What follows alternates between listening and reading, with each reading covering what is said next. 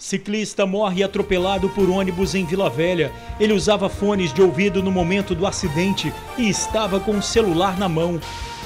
Encontrado o corpo de um dos meninos que desapareceram durante um banho de mar. Daniel teria se afogado ao tentar ajudar o amigo. A outra criança desaparecida ainda não foi encontrada. Briga por causa de carro estacionado vira caso de polícia. A confusão acabou em agressão física entre vizinhos e membros de uma igreja evangélica. CPI da máfia dos guinchos e dos táxis pede o indiciamento de 9 pessoas por suspeitas de irregularidades. Entre os denunciados, agentes de trânsito. Pacientes amarrados, sem água e banheiro sem porta.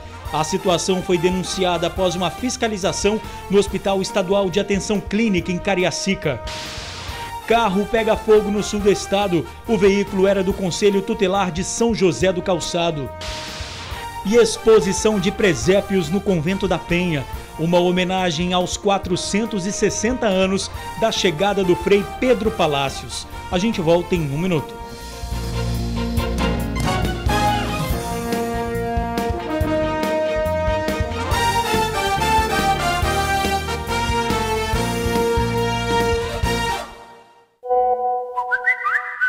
Olá, boa noite. Liberado do DML de Vitória o corpo do menino que se afogou durante um banho de mar em Vila Velha. Daniel, de 12 anos, acabou perdendo a vida ao tentar salvar o amigo. A outra criança ainda não foi localizada pelos bombeiros. As buscas foram feitas de helicóptero e por meio de uma lancha do Corpo de Bombeiros. No início da tarde, um corpo foi localizado nas proximidades da Praia do Barrão, na Barra do Jucu, local onde as crianças desapareceram. O corpo foi colocado na embarcação e em seguida puxado por guarda-vidas que estavam na praia. Na areia, grande expectativa por parte de familiares e amigos.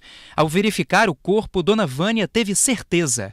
Era o sobrinho dela, Daniel Brandão dos Santos, de 12 anos. Um sentimento de tristeza, né? A gente ainda está meio assim, sem acreditar, acreditando, não acreditando, mas infelizmente são coisas que acontecem, né? Foi uma fatalidade, infelizmente. A gente não esperava por isso, mas como todos nós somos vulneráveis, né? E todos estão sujeitos a isso, então infelizmente é esperar o tempo passar. Daniel desapareceu na tarde do último sábado. Ele estava brincando na praia junto com o amigo Geanderson Custódio, de 8 anos.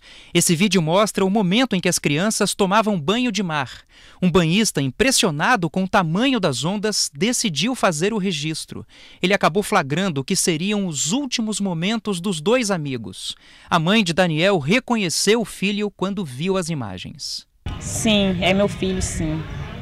É o Daniel. Os dois jovens teriam se encontrado no sábado de manhã para participar de uma festa de fim de ano em uma creche no bairro Barra Mares. Depois da festa, teriam ido para a praia sem avisar aos pais. Esse pescador diz que chegou a alertar os meninos sobre o perigo do mar, que estava bastante agitado. Estavam brincando e ventava muito, a mar estava muito mais forte do que isso. Eu cheguei lá até pedir a eles para eles saírem da água. Aí subi lá em cima para olhar minha embarcação. Aí quando eu vi que a onda estava batendo muito, eu desci correndo novamente para em casa buscar uma corda para amarrar ela. Quando eu desci, eles continuavam aqui. Eu fui lá e avisei eles de novo. Aí fui em casa e apanhei. Aí no meio do caminho a chuva aumentou. Aí eu apanhei a corda e voltei. Quando eu voltei já não tinha mais ninguém aqui. Durante a tarde, o Corpo de Bombeiros continuou empenhado para encontrar a outra vítima. Iniciamos então no dia 9 o trabalho de busca, que compreendia ali do Yacht Clube Vitória até a cidade de Guarapari. Hoje, quando dava mais ou menos 36 horas de afogamento, o corpo veio a boiar, o primeiro corpo. Nós então fizemos o resgate desse corpo, trouxemos até a areia da praia para que fosse periciado pela Polícia Civil e encaminhado ao Departamento Médico Legal. Após deixar esse corpo na areia, nós retornamos então o trabalho de varredura dessa área que compreende Vitória e Guarapari, na tentativa de achar o segundo corpo. E esperamos nos próximos momentos encontrar esse corpo. Essa aqui é a praia do outro lado da região onde o primeiro corpo foi encontrado. A gente vê bem ao fundo da imagem uma embarcação do Corpo de Bombeiros fazendo buscas aqui na região. A informação que se tem é que um corpo teria sido visto aqui nesse local, próximo à Ponte da Madalena. Toda a área de Vitória até Guarapari está sendo vistoriada pelos bombeiros. Só agradecer mesmo a toda a equipe do bombeiro que auxiliaram e a imprensa também que teve aí nos dando esse apoio. O enterro está previsto para acontecer amanhã em Ponta da Fruta, Vila Velha, mas o horário ainda não foi definido. E durante as buscas, um pescador teve que ser socorrido pelas equipes. O homem de 46 anos estava em uma pedra e foi arrastado pelas ondas. Ele caiu no mar e começou a afundar. O pescador foi resgatado rapidamente pelos mergulhadores. Estava cansado e sem forças depois de ter enfrentado as ondas por quase 5 minutos. Apesar do susto, o pescador está bem. Ciclista morre atropelado por ônibus em Vila Velha. De acordo com testemunhas, ele estava com fone de ouvido e com o celular na mão. O motorista chegou a buzinar, mas não conseguiu evitar o impacto. O ciclista, que não foi identificado, seguia pela Rodovia do Sol em direção a Guarapari. Testemunhas contaram que ele tentou subir na calçada, mas se desequilibrou e caiu na pista. Um ônibus que estava atrás acabou passando por cima dele. Segundo testemunhas, o motorista do ônibus buzinou várias vezes para o ciclista, mas a vítima não ouviu porque usava fones de ouvido e mexia no celular na hora do acidente. Ele estava vindo com o celular na mão, de lá para cá, com um fone de ouvido. Aí, ele, em vez de ele passar por cima da calçada, ele foi pela Rodovia do Sol. Ele foi tentar subir na calçada por aqui, escorregou, caiu e o ônibus passou por cima dele. Tentou tirar e veio buzinando, ele já veio buzinando desde lá. Entendeu? Ele já veio buzinando desde lá, tanto que ele tinha dado seta já para parar aqui. Na hora que ele viu que o rapaz não conseguiu subir, ele tentou desviar, mas aí não deu mais tempo. O rapaz já tinha caído para baixo do ônibus. O acidente aconteceu no início da tarde desta segunda-feira, no bairro Coqueiral de Itaparica, em Vila Velha. O ônibus tinha acabado de sair do terminal do município e estava lotado de passageiros. Janilson trabalha em um hotel que fica em frente ao local do atropelamento. Segundo ele, essa não é a primeira vez que uma pessoa morre no trecho. Não é o primeiro, nem o segundo, bastante acidentes, muitos. Como eu trabalho aqui há muito tempo, então nesse decorrer de tempo foi para mais de 15, muitos mesmo. O auxiliar de serviços gerais disse que não tem medo de passar pelo local, mas ele fica preocupado com as crianças e adolescentes que caminham por ali todos os dias. Pelos outros que você vê que não é acostumado, não conhece a rodovia, aí por eles você fica com medo. Por eles, por não conhecer. Até às vezes vem mãe com crianças aqui, ó, que passa com sacola na mão, em vez de passar por essa calçada, passa pela outra de baixo. E que o criança na mão, você imagina. E aqui é muito perigoso, você pode ver que o acostamento é muito encostado, olha os ônibus como é que passa, ó. Bem colado, qualquer desviozinho que você der, vai haver a tragédia. Susto no sul do estado. O carro do Conselho Tutelar de São José do Calçado pegou fogo. A equipe seguia para a zona rural do município quando começaram as chamas. Ao perceber o fogo, os conselheiros desceram rapidamente. O carro ficou destruído. O incêndio foi controlado com a ajuda de um caminhão-pipa da prefeitura que passava pela região. Apesar do susto, ninguém ficou ferido. Pacientes amarrados, banheiros sem porta e até falta de água. Foi a situação encontrada durante uma vistoria no Hospital Estadual de Atenção Clínica, o antigo Adalto Botelho, em Cariacica. As fotos revelam as situações vivenciadas pelos pacientes do Hospital Adalto Botelho, atualmente chamado de Hospital Estadual de Atenção Clínica, o EAC, em Cariacica. Elas foram tiradas nesta semana por um coletivo de profissionais. O grupo fez uma inspeção aqui no Espírito Santo e descobriu algumas irregularidades. Nós encontramos os pacientes na contenção mecânica de forma irregular, porque precisa de uma prescrição em prontuário, né? Tem que ter uma justificativa para aquela contenção. É considerado uma violação de direito.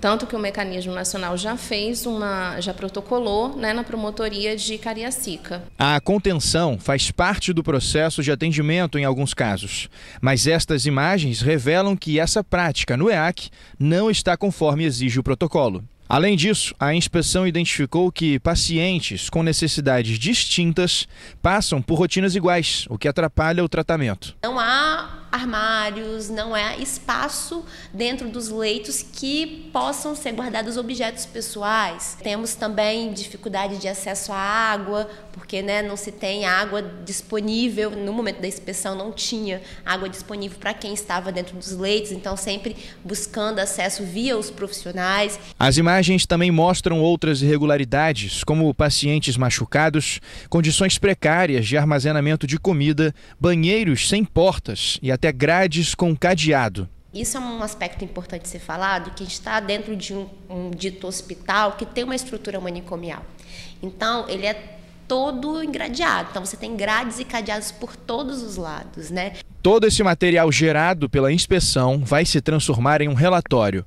A ideia é que a publicação dessas irregularidades possa gerar uma mudança na estrutura atual dessa rede de atendimento. São dados preliminares, né, que serão posteriormente cruzados, então, a partir da metodologia do mecanismo de triangulação das informações. A gente defende a questão da saúde mental, conforme, né, as prerrogativas legais da lei da reforma psiquiátrica, né? Então, após o lançamento do relatório nacional, a gente, com a categoria, a gente vai discutir do que a gente encontrou ali de práticas e o que nós, enquanto psicólogos, né, podemos fazer de diferente. A Secretaria Estadual de Saúde disse que ainda não recebeu a notificação formal com as irregularidades encontradas e explicou que as internações involuntárias estão previstas em lei. CPI da máfia dos guinchos e dos táxis pede um indiciamento de suspeitos de irregularidades. O repórter Vinícius Rangel tem as informações. No total, 9 pessoas foram indiciadas, entre elas donos de pátio e agentes de trânsito de Vitória. O relatório apresentado tem 109 volumes e mais de 22 mil páginas. Os trabalhos foram feitos durante 4 anos. Foram analisadas irregularidades em pátios, guinchos, estacionamento rotativo, concessão de placas de táxi e licitações realizadas pelo Detran.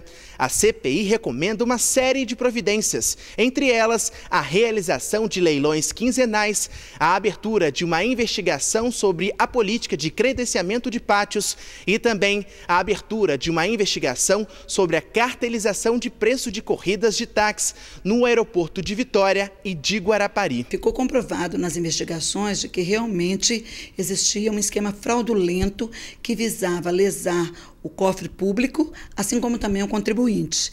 Nós agora vamos passar esse material todo que foi coletado, são 22 mil laudas, e vai ser tudo digitalizado e entregue ao Ministério Público para que ele dê sequência e ele possa oferecer denúncia à Justiça, com base, inclusive, em algumas sugestões que nós fizemos de indiciamentos. Confusão entre membros e vizinhos de uma igreja em Viana. A briga teria sido motivada por um carro estacionado. Cenas de uma igreja destruída, cadeiras quebradas, pessoas feridas. Tudo começou quando o morador daquela casa saiu e viu que tinha um carro estacionado bem em frente à garagem dele, como está o nosso carro aqui. Ele então resolveu ir até a igreja para poder pedir para que esse carro fosse retirado do local. Só que aí começou a primeira confusão. Esse pedido não teria sido muito cordial. Até a polícia precisou vir até aqui. Samuel e a avó, que é a dona do imóvel e pastora da igreja, contaram que na primeira abordagem o vizinho estava armado com uma faca. Quando eu cheguei lá fora, ele estava já com uma arma em punho, com a faca, uma arma branca em punho, né, e querendo já me agredir, né, de várias palavras, falando um monte de coisa. Né, na hora que ele veio para me agredir, eu fechei o portão. Ameaçando a gente mesmo, que ele veio para isso, né? Para fazer algo com a gente. A polícia foi chamada e a situação estaria resolvida, mas Samuel alega que ao final do culto, o pai dos jovens é quem foi tirar a satisfação. E aí começaram as agressões físicas. A pastora de 68 anos mostra os braços com hematoma. Eu fiquei assim desesperada, tomei um choque, porque eu não pensava desfazer tudo, mas de menos isso. Um engenheiro projetista de 30 anos, que foi pedir a retirada do veículo, explica que teve o nariz quebrado pelo soco no rosto que levou do neto da pastora. Ele prefere não se identificar. Disse que essa não teria sido a primeira vez que carros ficaram estacionados bem em frente à garagem. Na sexta-feira eu cheguei do médico. Quando cheguei no médico para ir buscar minha esposa na faculdade, estava o carro de novo pela 5ª vez estacionado no mesmo lugar. E aí eu cheguei meio alterado, fui pedir para eles tirar o carro ou eu rasgava o pneu do carro. Saiu os 2 membros da igreja se dizendo pastores, falando que era para mim rasgar, que eles não iam tirar o carro da frente da garagem. Ele já foi para cima do meu pai e empurrou. O que meu irmão foi, ele tentou agredir também. Acabamos indo para cima dele na briga corporal mútua. A igreja tem 10 anos no bairro Marcílio de Noronha, em Viana. Os vizinhos estão há 4 meses, mas depois do episódio vão se mudar. a gente sofreu represárias e a gente vai ter que se mudar. E a seguir, exposição de presépios no Convento da Penha. A gente já volta. E agora uma exposição para mostrar o verdadeiro sentido do Natal. Veja na reportagem de Tainá Lopes. Os pequenos presépios nos levam a uma viagem. Relembram os 460 anos da chegada de Frei Pedro Palácios na então Capitania do Espírito Santo. Contam a história do Frei, retratando presépios com a identidade dos países por onde ele passou. Trabalho feito por voluntários do convento. Seria um presépio italiano, ele começa lá pela Itália, Frei Pedro Palácios, né? Depois aqui também, um segundo momento, na Espanha, depois Portugal e por fim o Brasil, ali um presépio, vamos dizer assim, indígena, né? Bem ao meio da sala de exposições do Convento da Penha, o grande e tradicional presépio. Ele captura o olhar do turista e encanta quem visita o local. Muito bonito, muito bem feito, uma obra de arte muito caprichada. É maravilhoso, né? É incrível, são coisas bem antigas, mas muito criativas, gostei bastante. A gente até estava admirado aqui com as coisas que estavam acontecendo, que a gente estava visualizando. A paisagem é linda, é ótima também. Eu recomendo conhecer aqui também, é muito bom. Ainda marcando a programação especial de Natal do Convento, aqui no Campinho, nos dias 20 e 21 de dezembro, acontece o Natal da Paz e do Bem. Um evento que tem como objetivo resgatar o verdadeiro sentido do Natal. No nosso caso, como franciscanos, queremos neste período, em preparação para o Natal, trazer às pessoas a reflexão nesse sentido, da grandeza do nascimento de Jesus como nosso Salvador, nosso Redentor, com São Francisco contemplar esse mistério e tentar vivenciá-lo na vida pessoal, familiar, na vida de igreja.